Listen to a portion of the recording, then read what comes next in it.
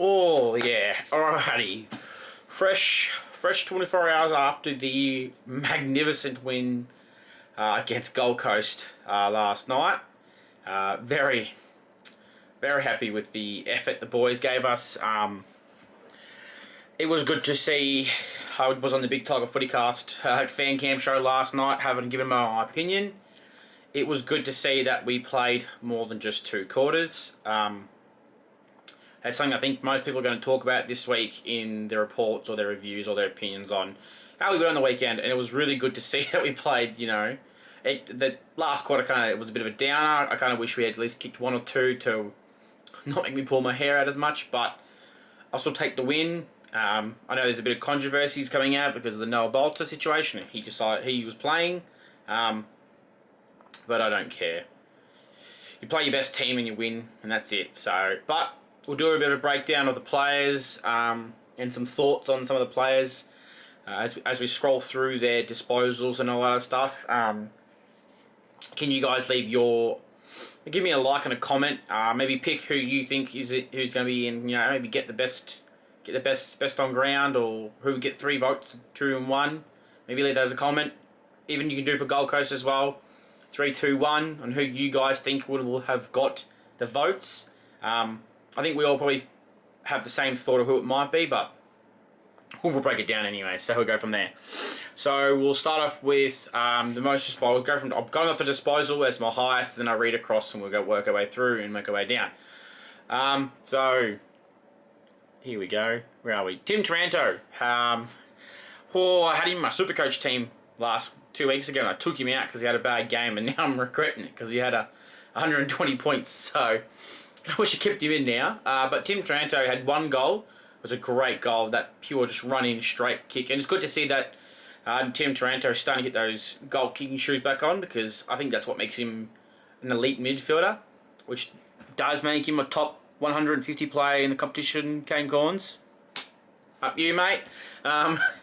He had 35 disposals, 14 kicks, 21 handballs, 5 marks, 6 tackles. So he's averaging, I think he's averaging 5 tackles a game now, and 6 clearances. So that was really impressive game. I think he was probably up there in the top 5 best on the ground.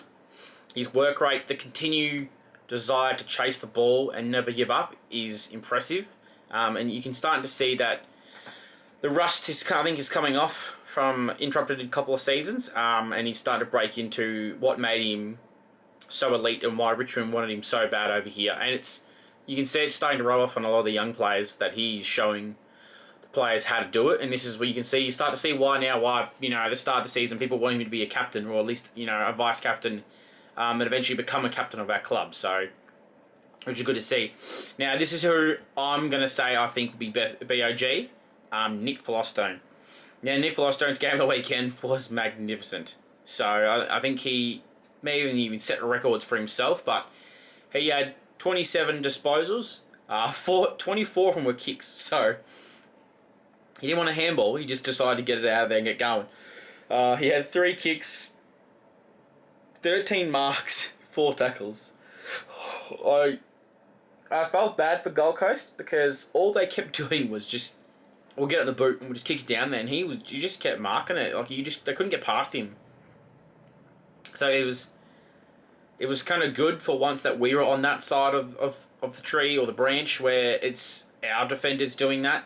Over the last couple of weeks, you can kind of see that we'd get somewhere down into our forward line and they would just mark it.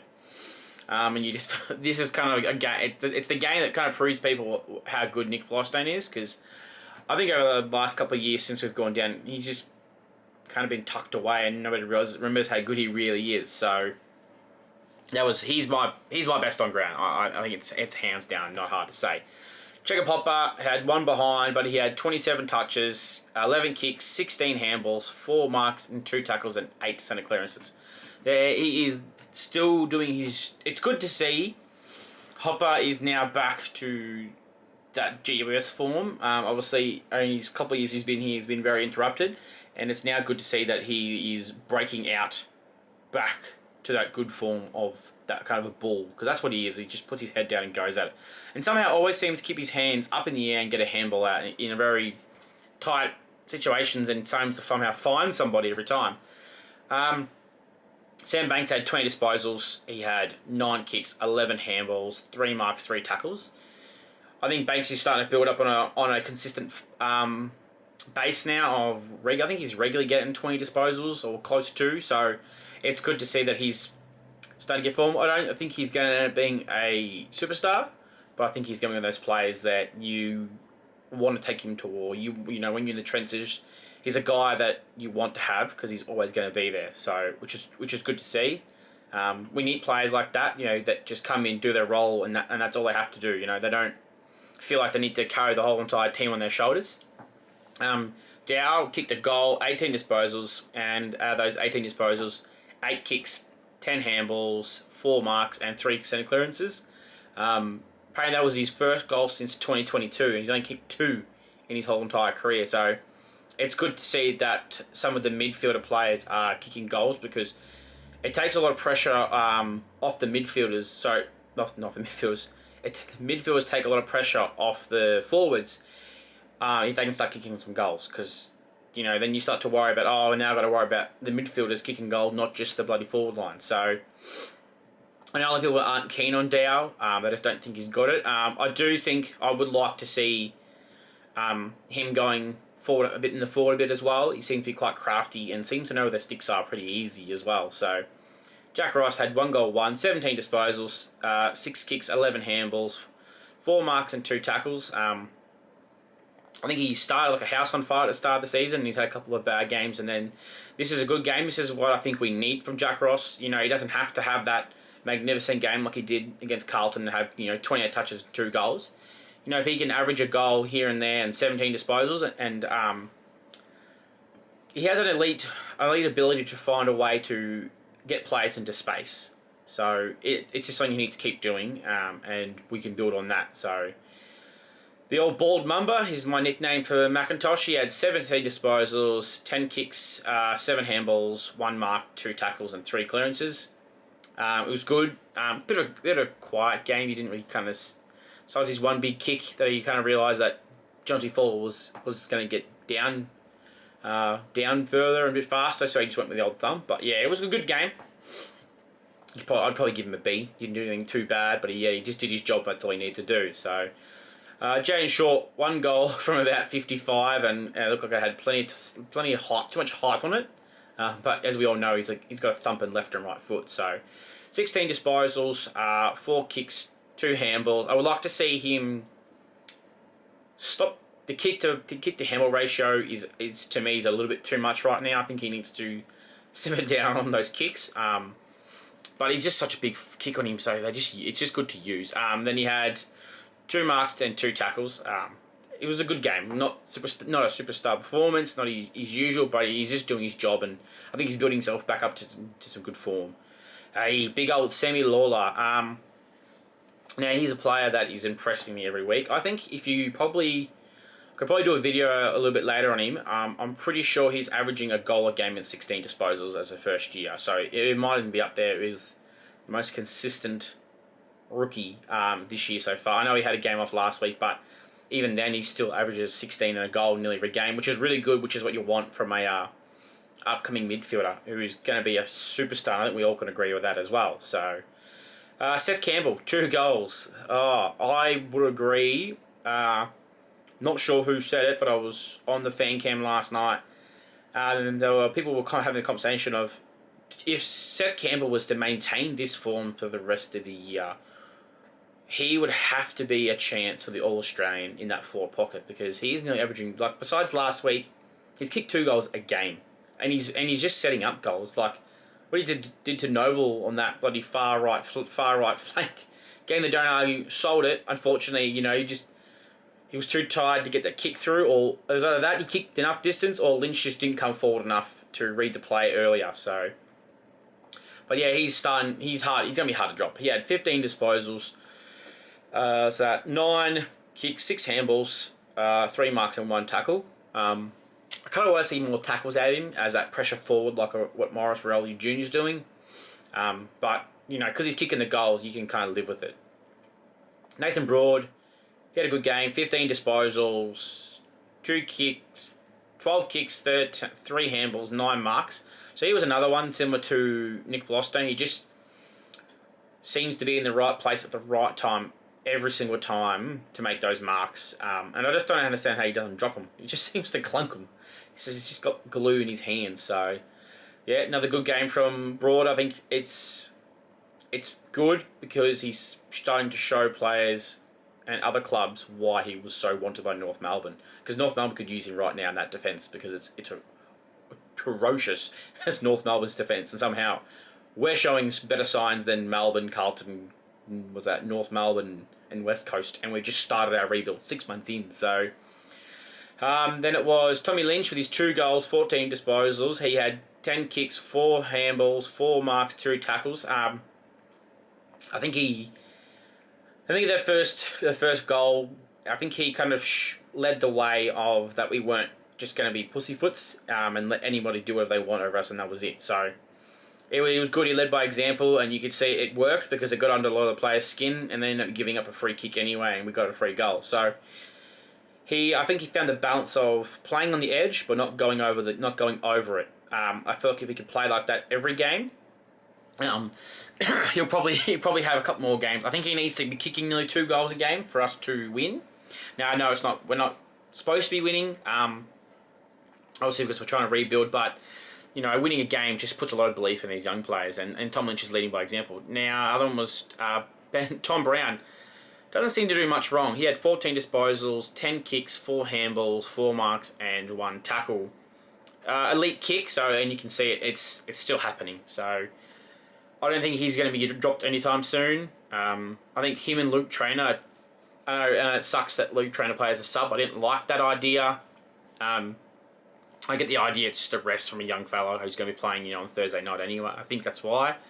But I just think, Brown's ability to kick the ball at a low and long and hit his targets 90% of the time, and his overhead marking ability is really good. So it's great. Now we all know a lot of people didn't like this. It was all over the Sunday Footy show that we don't want to hear nothing about Richmond anymore because they played him. Get over yourselves. I could go on. I could probably do a video about players that got pinned for drink driving and getting busted for drugs and still play their game and still be playing. Some of them even commentated and made comments about Noel Bolton's situation. So as a Tiger supporter, I know we're all a bit biased, but oh, wrong one. Sorry, meant to be this, not the other one. Up yours. But Noel Bolton had 14 disposals. He had 12 kicks, 2 handballs, 5 marks, and he was another one. Now, this is why you can see why Richmond want him back in this side so bad.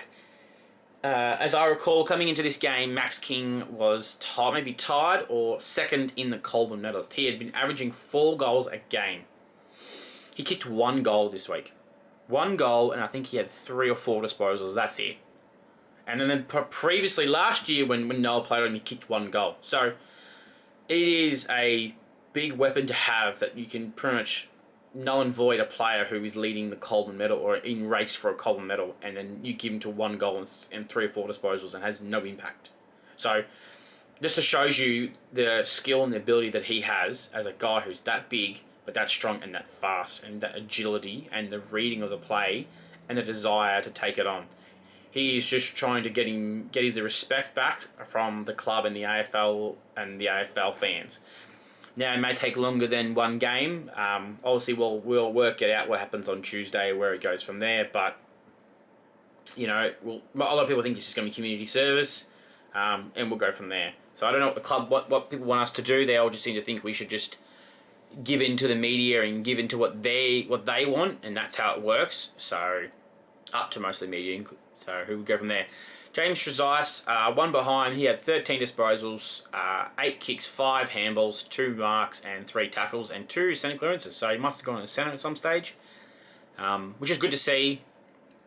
But he's getting some clearances. He's getting around, and I think he's not going to have the high disposals, but he's starting to show that his confidence in himself to get the ball and get it out and get to somebody else. So, which is good to see. Hugo the mullet as well, I think we should call him. 1 goal, which is a brilliant goal. Really got the crowd going, got the players going. So he's showing form back from his couple of weeks off. He had 11 disposals, 7 kicks, 4 handballs, 5 marks, and 2 tackles and 2 clearances. You can see why he's so good on that wing. He is probably the Macintosh replacement for that wing, and just zoning it. It's mine. No one else can have it, which is good to see. Then move on to Steely Green. He had 2 behinds. Kind of sucks because he had that wicked goal against Freo in that pocket. Would have loved him to kick those 2 goals, or at least one of them. A bit of credit or reward for effort, because he never gives up. He puts everything he's got into it. So his stats won't stand out giantly, but I'll make a point of at least one of them why he won't be going out. I know Mansell could be back this week, but this is why you can kind of see he won't come out. He had 11 disposals, 8 kicks, 3 handballs, 3 marks, and 5 tackles. I think he was tied for like second or third most tackles for us. So he is doing that. What do we call it? The mosquito fleet that we had back in 2017, where you have a couple of players. They don't get a lot of disposals. They may average 9 to 10.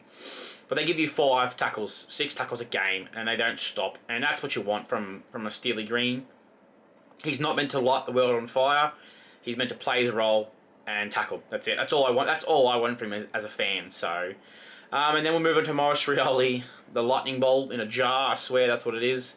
You don't get it for 4 quarters, but you get it for moments, and those moments just change everything. 1 goal, 10 disposals, 9 kicks, 1 handball, 2 marks and 7 tackles. I'm pretty sure he was the number 1 tackler with 7. Yeah. I was shocked that he came in last week, just because he had played that 2 quarters and had 1 goal and 3 disposals in the VFL against Brisbane.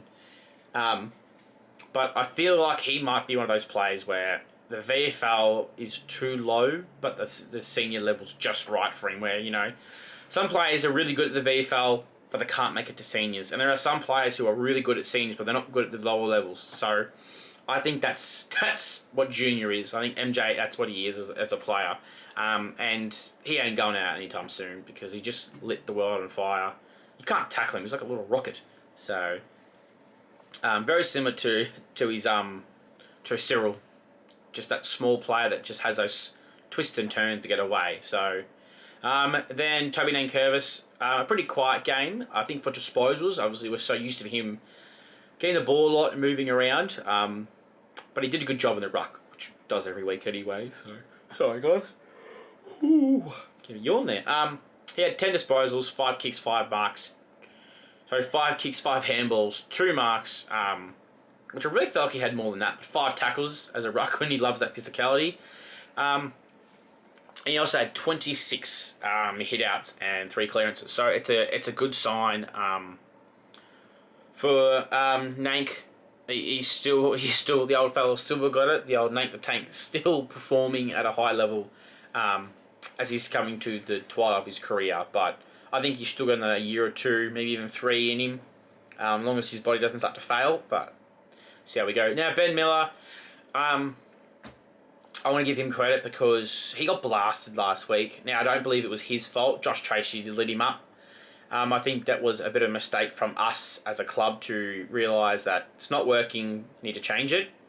But this week, no, he was great. Him and Noah Bolter locked down those big tools in that forward line, in that defence for us on their forward line. So, nut credit to him. He's showing you why he still is probably one of the best players to half a contest every single time, because he's got to be up there with the top 5 players as a defender to half a contest every single time.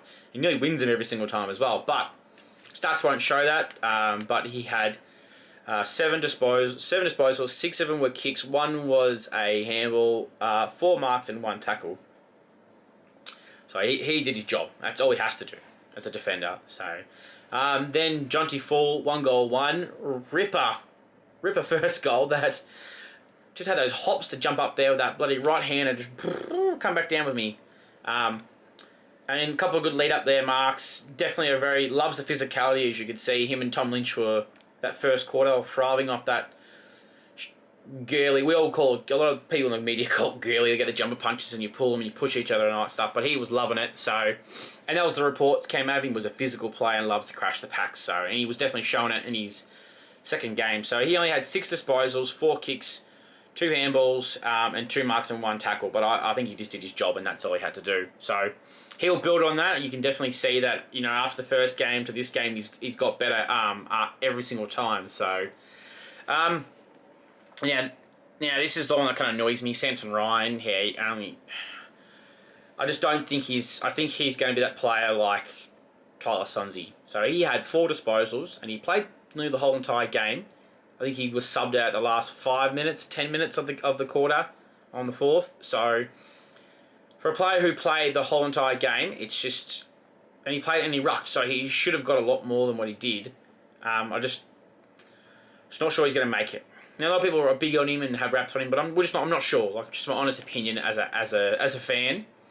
4 disposals, 2 kicks, 2 handballs, no marks. So that was a concern that we had at the start of the year, that he just wouldn't mark a ball. And he went back to the VFL and he showed he could take a lot of marks, and he was doing it in the VFL Brisbane game. Bit of a concern that he comes back into the senior level and he doesn't get 1 mark. So. And he had 3 tackles, which was that's a good sign. He's trying to get to the ball, and then he had 7 hit-outs and 1 clearance. So I just don't think it's enough to keep your spot, because if you're going to do that and you're going to play forward, I feel like you need to do more. My opinion would be probably to bring in Thomas Sims for him, who is that forward/ruck, and can actually play both really well. And the last one, I still stand by it, not happy. Luke Trainer, I think he got 5 minutes. And you got 1 disposal, and it was just a handball. Disappointed. I feel like if you're not going to play him, you want to rest him because there's a 5-day break. I feel like then you give somebody else a chance to come in and just give him a break. Like, you could have just left Tyler Sunzi in and made Tyler Sunzi the sub, and then gave Luke Trainer the week off. That's my opinion. But that's just a bit of the player breakdown for the game. Now, it was another... I'm trying to think of the words to say to give the players credit, because they were in for the fight. It's a good way to say it. Now, I know a lot of people are going to go with the unsociable Tigers, and I like it because that's what it felt like. Even the commentator said the first minute, Richmond just wanted it all. They just wanted all the heat. They wanted every bit of it, and they weren't shying away from it. And that's what you want for these young players. Sam Lawler lit it up. He was contest, don't argue, tackle, hip and shoulder. Which is good. Is what we want to see from these young players. So it was something I want to see every week. It's not something I want to see, one game against Carlton. When you have 3 or 4 bad weeks, and you do it for 1 game, and you have 3 or 4 bad weeks, do it for 1 game, which is what could happen. It's more likely, which is what's going to happen. But it's something that I would like to see as a future. I don't know about everybody else, but as a fan, I think it is a building block. It's just effort, and that's all it was, and spirit, and the want and the desire to play hard for 4 quarters. Now, we played for 3 quarters, but as we saw, you can nearly win a whole entire game just off 3 quarters. Now, Gold Coast, yes, they did kick bad and they made their mistakes, but that was, I believe, I know that people would just say, oh, they just rushed it and they got lazy. I think it was just that pressure from us. It just got to them. But that's what we did against Carlton. We had that first quarter where we were pretty shit. And then halfway through the second quarter, it just a switch kick. These players went, oh, well, they're not that tough, they're not as good as we are, so why can't we do it? So, as a point of view, that for going into the Anzac game next week against Melbourne, who just got their first win on the weekend as well, so they'll probably come in with confidence as well. I just want to see that style of play again. So what I mean by the style of play is that everybody wants this game to be quick and fast and just go. But I sort of see the game plan of what Uze wants to do is it's kind of a mixture of the Giants of probably 2017 and 2019 and the Richmond's 2017 team was of chaos and control. You know, in the 2020 grand final, Chris Scott said that, you know, it's chaos versus control. I feel like he's trying to... Could be the first club. I don't know. I don't watch every single game and every single game style, but I feel like he's trying to like mix them together as one. So where the players need to know when to do the chaos and when to control the game. And you could see it during this week's game where Gold Coast kind of got on the run. Like, you could see that they were getting control of the ball. The ball was staying in their 50 constantly. And we just chipped our way out of their whole entire line and then made it all the way into the forward and kicked a goal. And they couldn't stop us because the players wanted to work, but they understood that this was the game plan. The game plan was there's times where we chip and then there's times where we go. And that was good to see. And I've kind of got that feeling at the start of the season we were doing that. But you could see that even, you know, against the West Coast and Collingwood preseason games, we were doing that. We were going... There was times we would stop. Now we need to know when to go slow, when to go fast. And there's a few times during the game where... what's his name? Seth Campbell got the ball, 55. He can't kick 50. He can get pretty close to 55, but he didn't have the distance in him. But he turned his back to the 50, so he turned his back to the forwards. In that moment, if he had just got the ball, ran backwards like you're taught, you know, when you make your mark, you run your 5 steps back quickly while still facing going forward. Tom Lynch was sitting in the pocket by himself. So it's just things like that with the system that they'll need to fine-tune as the year goes on and maybe in the next couple of years, but that's my opinion. That's our game style now. It's chaos, a mixture of chaos and control. But alright, so a bit of a breakdown of the players and what we saw for the season, well, for the Gold Coast game. As we all know, Dimmer hates Marvel. Apparently Richmond doesn't. I think it's just a Dimmer thing. I think that monkey's off our back. It's not off his. But I just want to say thank you guys, and especially for everyone who has subscribed and liked and left a comment on my channel. I really appreciate it because I'm just a guy speaking his mind. Just a regular fan that, you know, has been a member for almost 20 years now, who's seen the ups and downs of everything. Just giving his view on what he sees through the game and after the game, you know, a bit of a here and there and what we should be doing and all that stuff. So I just want to say thank you to everyone who's becoming a bit of a fan of mine or just there to support me. But just leave a like and a comment if you could, because it really helps me out. And I'll see you guys next time in probably the next couple of days where I'll do a review on the VFL game. So, alright guys, just remember, go Tigers, and I'll see you next time.